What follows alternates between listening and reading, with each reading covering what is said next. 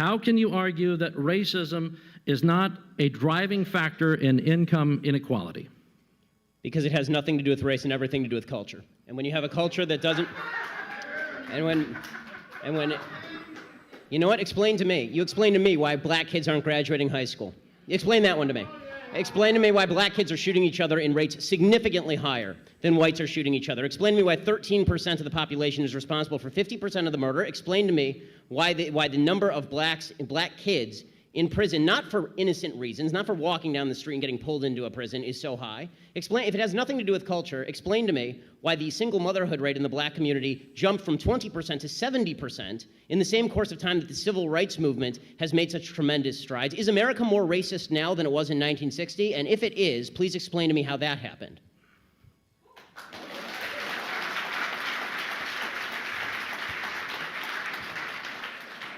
Anybody can jump in. It's an open mic there.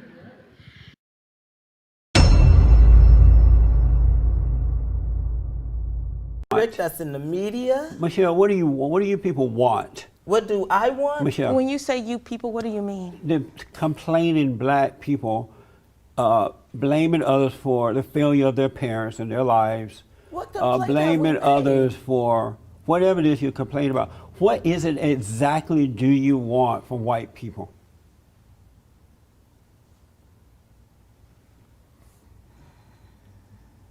First of all, I'm just going to take a breath.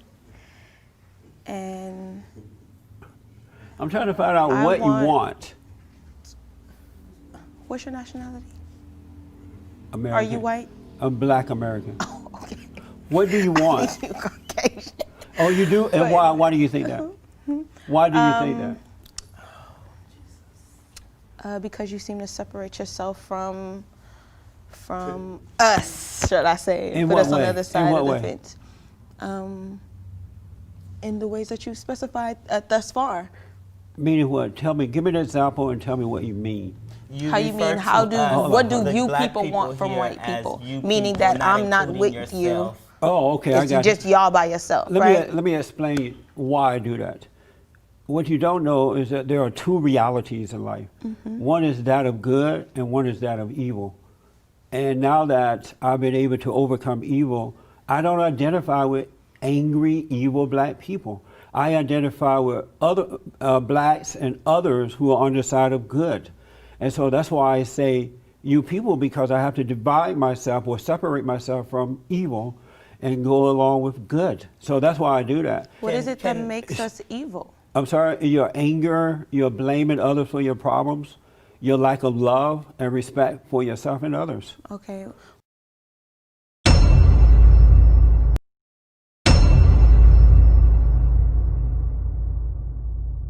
We talk about separate but equal, but having even mentioned the Floyd Mayweather fight, they walked away with hundreds of millions of dollars at stake. You being at the height of your sport, maybe make what, $1 million at most per fight. Does that anger you, and what can we do to change that? I don't like to talk about exactly how much money I make, but I'm extremely comfortable and happy. You are. Yes. Okay. So And if I got to a point where I had almost 50 fights, I would probably be making close to the same amount of money that Floyd does.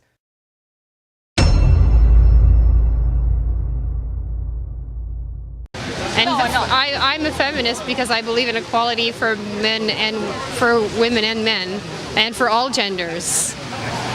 So women and men. No, all genders. No, so women and men.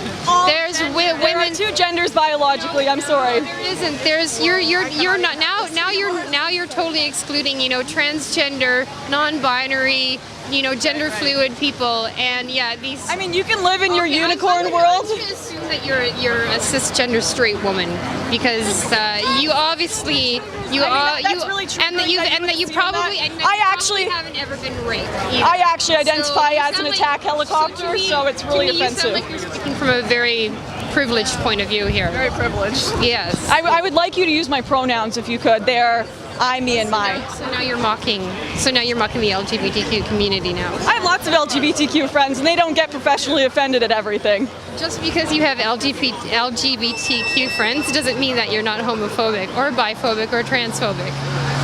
That's like me saying, oh, I have black friends, so I'm not racist. My LGBTQ friends are usually male and female and not some unicorn gender that's been made up. That's so hateful. You're just like erasing, yeah. Construct. Gender is a social construct, right? And I don't have boobs. That's just a social construct. Oh, and penises don't exist, right? I have no idea what you're talking about. There's male and there's female. There are two biological genders. Science exists. I'm sorry to tell you all that science exists, but it does. There is biology, there is science. I mean, you can live in your magical, made-up world with trigger warnings. Friends, you know, hear you talking right now because I hope they just do. They'll come out of the woodworks and defend me, guaranteed. Because I've got lots of friends. That's great. And you know what? I'm finding a lot of what you're saying extremely offensive. That's great. And I'm sure that I know a lot of people. Loud. And I mean, science probably disagrees with you. Validate those people's experiences, like transgender people. That's so important to their lives and their identity and their happiness and their well-being and their health. How can you say no? How can you deny the existence of these people's identities and their need to have that well-being? They can do whatever they want. That doesn't mean science or myself have to agree with you believing you are a gender, or you believing you're a demigirl or some non-existent gender that's been made up. It's non-existent. It's incredibly important to them. You know what else is important? Science, facts, and biology. Those are also very important to the advancement of the human race, to treating people's diseases, to reproduction.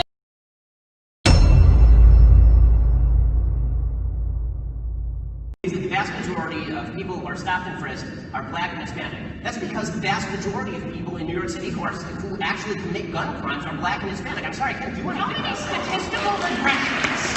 many statistical regressions do we have to run? That's not true. Look, yes, that was 96% of all gun assailants in January to June 2008. 95% of all gun assailants in the city of New York are black or Hispanic. Guys, again, how many regressions do we have to run? Black and Latino folks are overrepresented in being pulled over, in being tried, in being sentenced, in being incarcerated again and again and again and again and again. You don't believe it. No. You know why? The reason I don't believe that is because let's take speeding. Let's agree on facts. Let's say we have democracy when we can't. Right, because you don't care about them and I do. So it is not anybody's fault that 50% of the murders in this country are committed by young black men. It's not the fault of the people who are putting them in prison that those people happen to be black. It's not the fault of the New Jersey Turnpike Police that they're pulling over 23% black men when they did a statistical analysis and found that 25% of the people speeding were black. Okay, again, since 1994, in the 75 largest cities in America, when they analyzed whether there's overrepresentation in crimes that were reported, not just crimes that were charged, crimes that were reported versus the prison population, they found that blacks and Hispanics were statistically underrepresented. The biggest problem for blacks and Hispanics living in the inner city is that there aren't enough police officers there to actually take care of them and police the crime and make their city safe for investment and education. You look at the at least statistics and you say, oh look, there's a study. Hey, there's a massive overrepresentation. Let's just look at drug crimes, which are the largest proportion. So you don't want to talk about gun crimes, drug crimes. The predominant reason why people are incarcerated in this country is mostly because of nonviolent drug offenses. And study after study, black and Latino folks far overrepresented in terms of arrests, in terms of charging, in terms of sentences. Get harsher sentences when they're sentenced. That's not true. And when it comes to college admissions, for example, there are more women than men going to college. That's correct. When it comes to graduate schools, there are more women than men going to graduate schools. Yes. Okay, when it comes to jail, which you just cited, the vast, well over 90% of the people in jail are men. Is that because the system is sexist against men? Arguing that the jailing system is now sexist against men because there are more men than women in prison? That's really your argument. No, it does happen to also be the case that more men commit crimes. More men commit crimes. Right,